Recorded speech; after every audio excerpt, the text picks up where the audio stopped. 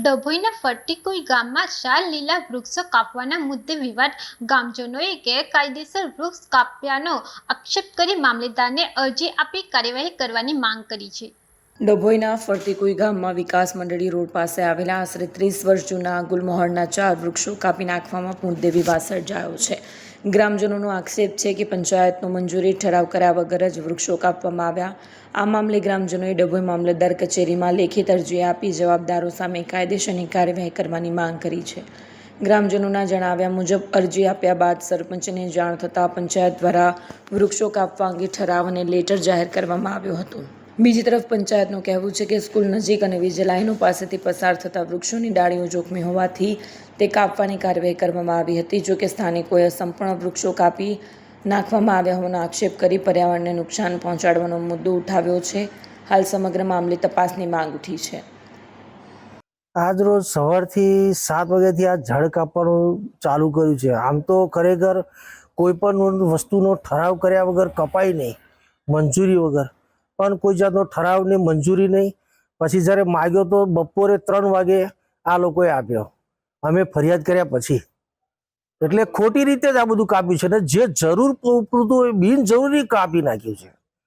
એટલે આની કાયદેસર કાર્યવાહી કરવામાં આવે. કેટલા ઝાડો કાપવામાં આમાં 4 ઝાડો કાપી નાખ્યા છે.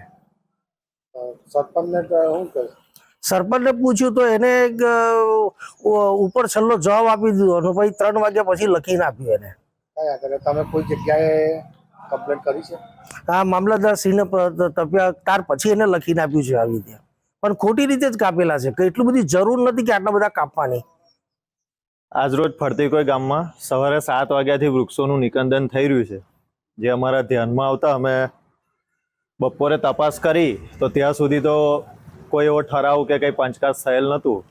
ત્યારબાદ મામલતદારશ્રીને ગામના જાગૃત નાગરિકોએ ફરિયાદ પણ કરી છે લેખિતમાં. એ બધી જાણ થતાં પંચાયતે લેટર પેડ પર કંઈ પંચકાજ 4-5 જણની સહી કરીને કરેલ છે. પણ વૃક્ષોનું નિકંદન જો સવારથી થતું હોય ને બપોરે 3 વાગે પંચકાજ થાય એ કેટલી હદે યોગ્ય છે? અને એમાં કોઈ પંચાયતના અન્ય સભ્યની સહી પણ નથી.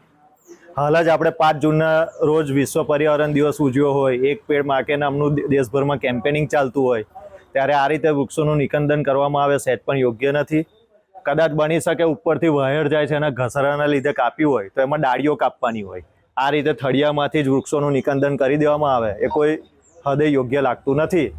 તો આમાં યોગ્ય નિર્ણય અને ન્યાય મળે એવી અપેક્ષા છે. તો તમારી શું માંગ છે અને આગળ કશે રજૂઆત તમે કરી? હા, ગામના જાગૃત નાગરિકોએ મામલતદાર ઓફિસમાં જઈને લેખિત રજૂઆત કરી છે, પણ હાલ તેઓ માંજલપુર ચૂંટણીના ચાર્જમાં હોય રૂબરૂ મળેલ નથી. વિડીયો જર્નાલિસ્ટ ફઝલ રઝા ખત્રી સાથે સત્ય ટીવી ન્યૂઝ ડભોઈ.